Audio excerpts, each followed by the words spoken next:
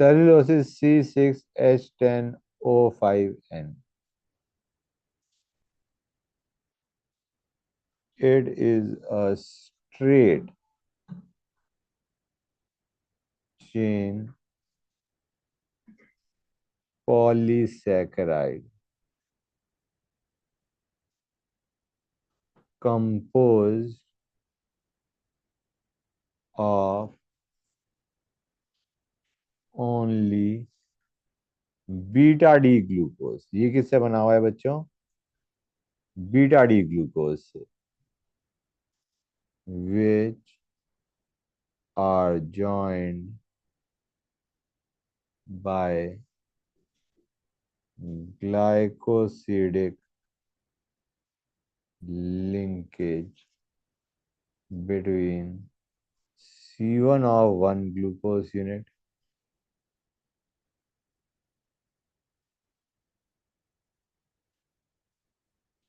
and C4 of next glucose unit। कुछ pattern दिख रहा है बच्चों? क्या है ये?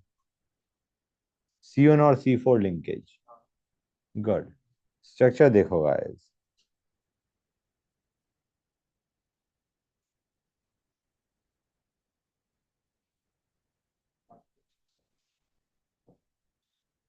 H O H H O H O H H H O H CH2OH H। ठीक है बच्चों।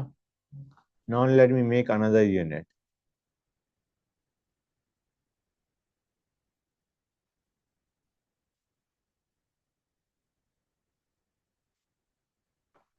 ठीक है गाइस, दिख गया? अब हमारा एक का C4, दूसरे का C1। ठीक है बच्चों, क्लियर है गाइस? एक का C4, एक का C1। वाटर बाहर निकालो, ये बन जाएगा बच्चों। हाँ है ना? अब इसी को आगे एक्सटेंड कर दो, ये बन जाएगा। समझ में आ रहा है नहीं आ रहा है बच्चों? गेटिंग द आइडिया और नॉट? ये बन जाएगा। And this is beta linkage, beta links, कि दोनों ही हमारे बीटा डी ग्लूकोज है। ठीक है गाइस, समझ में आया नहीं आया? That's good. अब इसी का एक और स्ट्रक्चर भी पॉसिबल है, मतलब बनाने के लिए किस तरीके से बना सकते हैं, दैट डिपेंड्स। तो hold on a sec guys, just give me 1 second. इसी को इस तरीके से भी बनाया जा सकता है। Give me 1 second.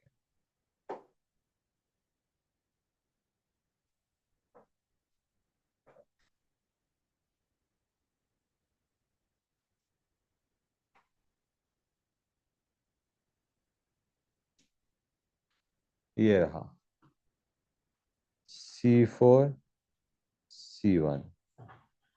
ठीक है बच्चों, क्लियर है गाइस? यहां तक दिख रहा है?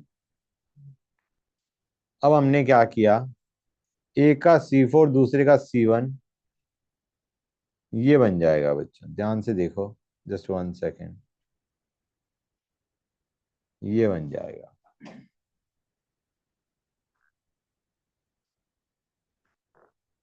दिख रहा है गाइस? दिखा या नहीं दिखा?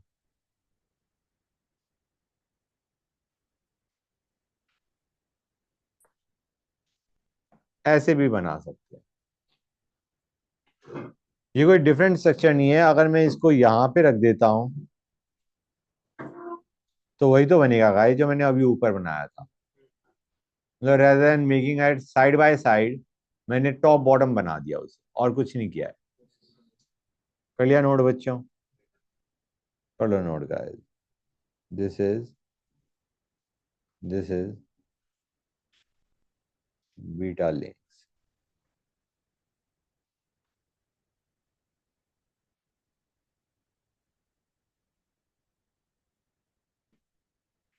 मैं इतने लिखना शुरू करूं? कर लो नोट गाइस।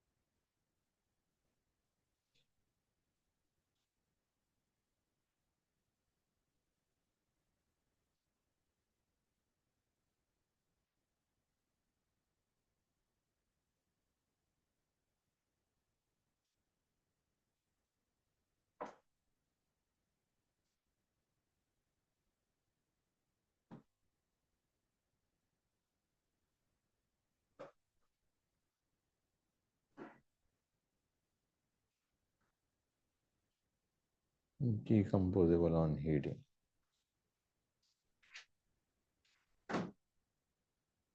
लिखते आओ guys.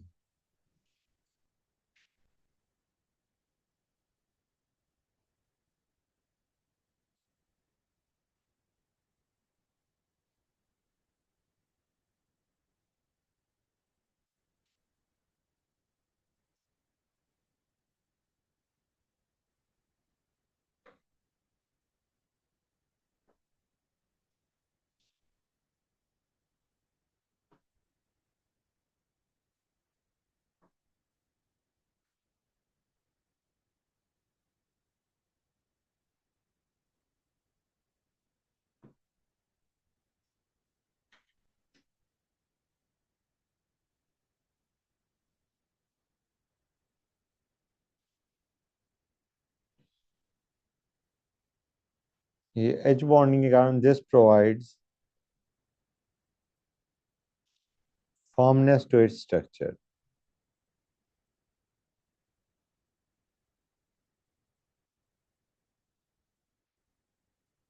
Hence, because it is firm, hence is used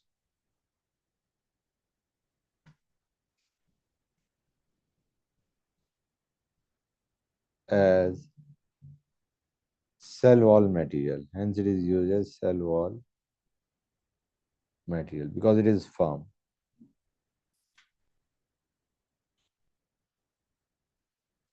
Now, it does not reduce Tollens reagent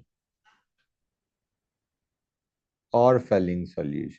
It does not reduce Tollens reagent या Fehling solution. Cellulose does not form OSA zone. It is not fermented by yeast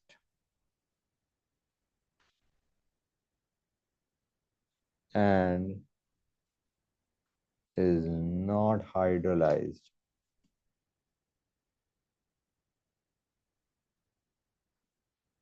easily like starch.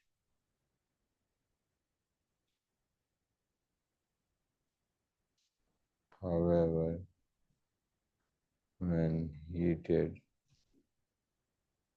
with dilute H2SO4 under pressure,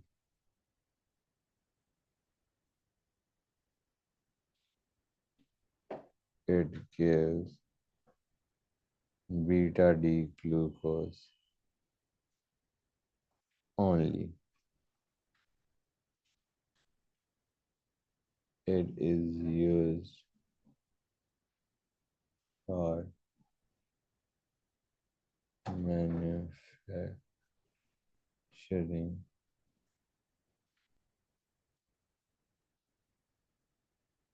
rayon and gun cotton. Okay guys, कर लिया note यहां तक? Good. अब आते हैं एक note पे guys. Noida, हाँ ये भी नोट ही था। Let us go on to second note. अब ठीक है,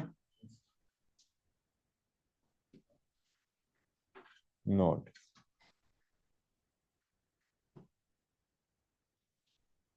बीटा ग्लाइको, मैं नीचे लिखता हूँ, beta glycosidic linkage is hydrolyzed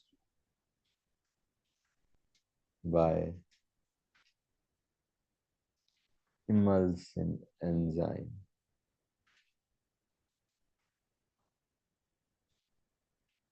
alpha glycosidic linkage is hydrolyzed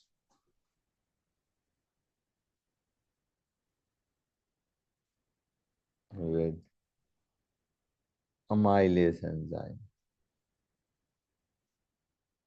okay बच्चों, तो मुझे बताओ सुक्रोज, उसमें तुम्हारा अल्फा लिंकेज भी होती है, बीटा भी होती है, हाँ है ना? तो it is hydrolysed by both amylase and emulsion.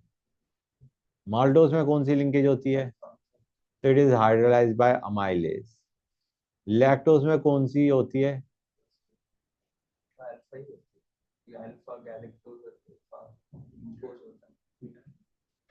बेटा चेक करो।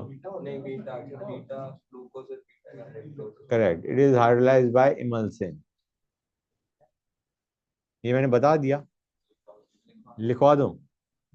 Sucrose is hydrolysed by both amylase and emulsin, लिख लो। Sucrose hydrolyzed by both amylase and emulsin।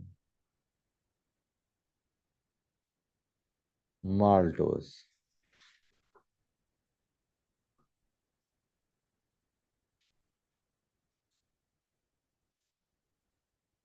amylase and lactose hydrolyzed by emulsin। Okay बच्चों, कर लिया note यहां तक? That's good, great. अब आते हैं conversion of एल्डोपेंटोस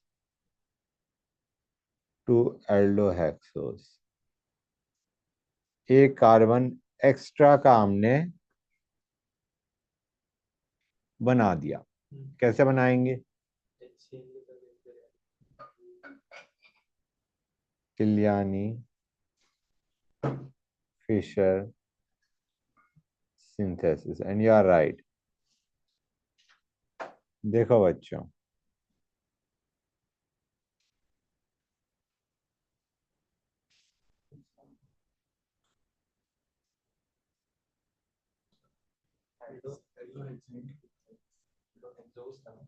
O hex, my bad.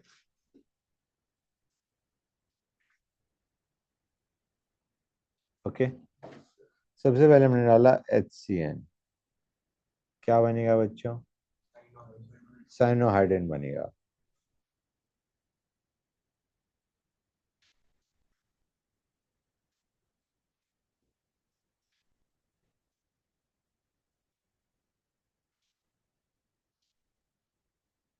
अब इसमें क्योंकि एक कायल कार्बन बन रहा है तो इसकी दोनों पॉसिबिलिटी बनेगी। एक कायल कार्बन इंट्रोड्यूस हो रहा है तो दोनों पॉसिबिलिटी है। ठीक है गाइस, अब अगर तुम इधर कर देते हो H3O+ तो क्या बनेगा बच्चों? COH बन जाएगा, that is correct. you'll get COH। यहाँ पे मैं इसको CHOH लिख रहा हूँ, लेकिन यू हैव टू अंडरस्टैंड ये CHOH में दोनों पॉसिबिलिटी है। ठीक है गाइस, ये बनेगा। इसे क्या बोलते हैं? जर्नल नेम इज, हाँ, glyconic acid is a general name. Gluconic या ग्लाइकोनिक, सेम। ठीक है गाइस, अब अगर तुम लेते हो SnCl2 प्लस HCl H3O+, तो ये क्या करेगा बच्चों? ये CHO बना देगा, दैट इज करेक्ट। ये CHO बना देगा।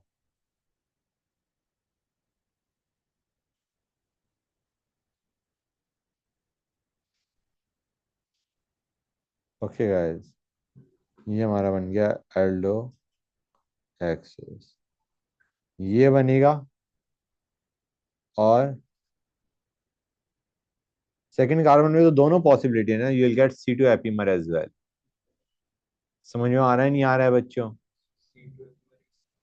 हाँ बेटा, मतलब ये जो HOH है, यहाँ पे एक में OH लेफ्ट H राइट, एक में H, हाँ, तो दोनों पॉसिबिलिटी है यहाँ पे। इस कार्बन पे, सेकंड कार्बन पे दोनों पॉसिबिलिटी है HOH की। क्लियर है गाइस? दैट्स गुड, ये हमारा बन गया एल्डो हेक्सोस। अब आते हैं conversion of aldohexose to एल्डोपेंटोस।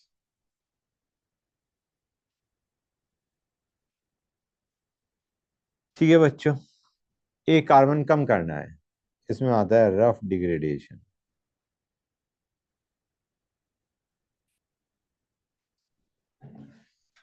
It is basically oxidative. D carboxylation अगर कर देते हो तो एक कार्बन कम हो जाएगा, तो वही करेंगे हम। पहले CHO का COH करेंगे और फिर डी कार्बोक्सिलेशन कर देंगे। Hence the term oxidative D carboxylation.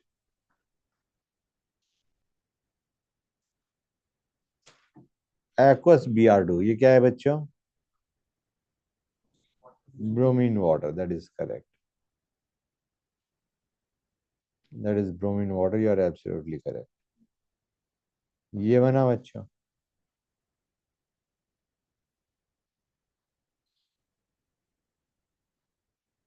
एल्डोनिक acid. वही वही है गाइस, डरने की जरूरत नहीं है। CaCO3 लिया, now that is a basic acid, और बेस विल गिव सॉल्ट बच्चों।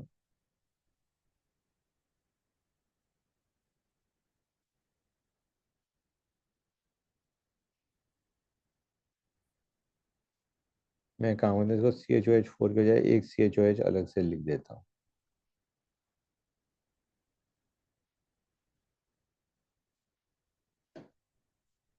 ये 1 है, ये 2 है।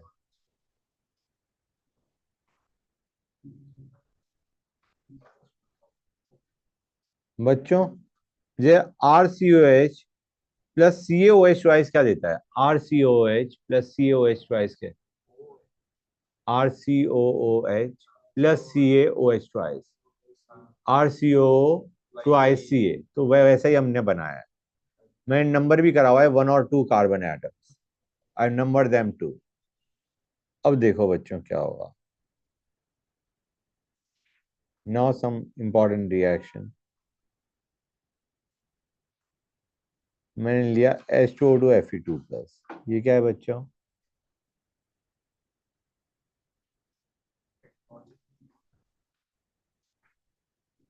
पेंटेन्स रीजन। इसमें जो 1 कार्बन है उसमें तो CO2 बाहर निकल जाएगा, और जो सेकंड कार्बन है उसका CHOH CHO में जाएगा। क्लियर है गाइस?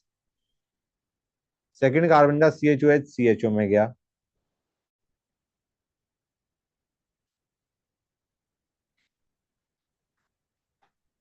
ये बनेगा बच्चों। समझ आ रहा है नहीं आ रहा है गाइस? 1 का तो CO2 बाहर निकल गया, दूसरे वाला CHOH गोज टू CHO। ये बन जाएगा, you will gate Aldo pentose. You will gate Aldo pentose. अब यहां पे देखो guys, CHOH is oxidized to CHO। Second carbon पे तो अब हमारा कार्बन रहा नहीं, CHOH का CHO हो गया है, और बाकी कार्बन कार्बन पे पोजीशन चेंज कोई हुई नहीं। जो बाकी CHOH थे उन पे कॉन्फ़िगरेशन सेम रही। तो विदाउट एनी कॉन्फ़िगरेशनल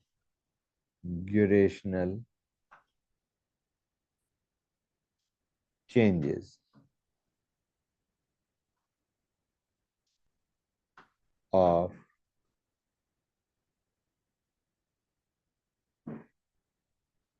अदर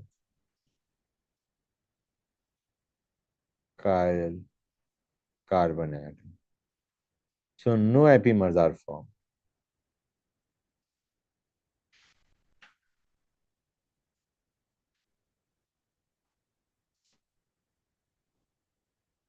ठीक है बच्चों, गुड।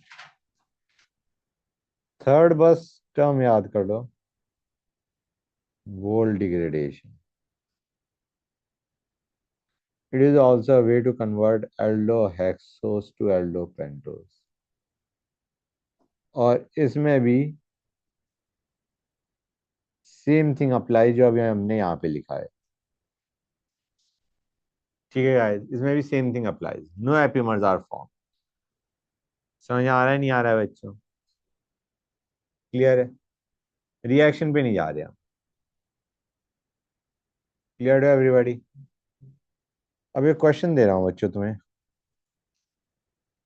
अल्फा ग्लूकोज का स्पेसिफिक रोटेशन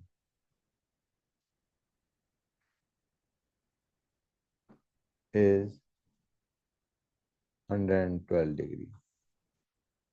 बीटा ग्लूकोज का specific rotation is 19 degree.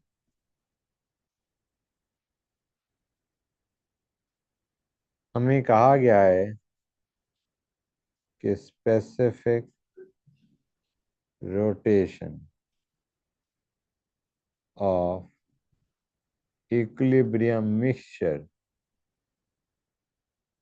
is 52.7 degree. Find composition of anomers, alpha and beta anomers in equilibrium mixture। कितना हमारा अल्फा होगा, कितना हमारा बीटा होगा? तुम्हें याद है गाइस, तुमने एक क्वेश्चन करा था कि दो तुम्हारे पास आइसोटोप्स हैं and molecular the average atomic mass is something। What is the composition of the individual isotopes? हाँ, क्लोरीन का जो होता था, क्लोरीन 35 है, क्लोरीन 37 है, average atomic mass is 35.5, then what is the percentage of Cl35 and Cl37? ये उसी type का है। समझ आ रहा है नहीं आ रहा है बच्चों? Let there be total 100 glucose units, total 100 है, उसमें X है अल्फा ग्लूकोज और 100 माइनस X है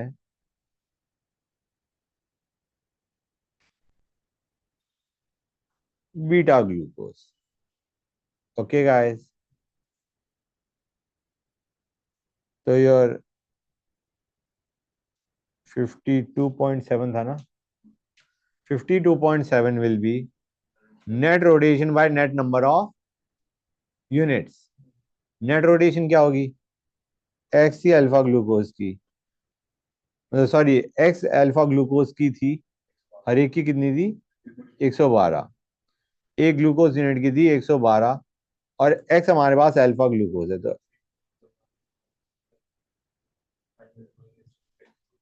इतने मॉलिक्यूल्स की रोटेशन क्या है?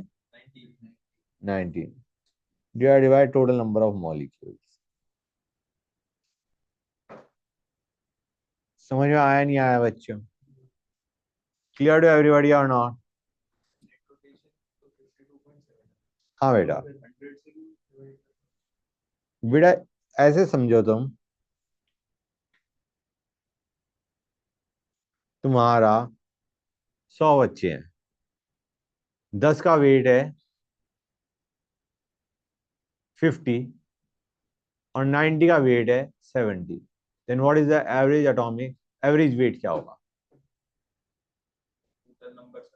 You will be dividing by the total number of बच्चे, तो it will be 10 into 50 plus 90 into 70 by 100, that is the average weight, average weight. समझ गए?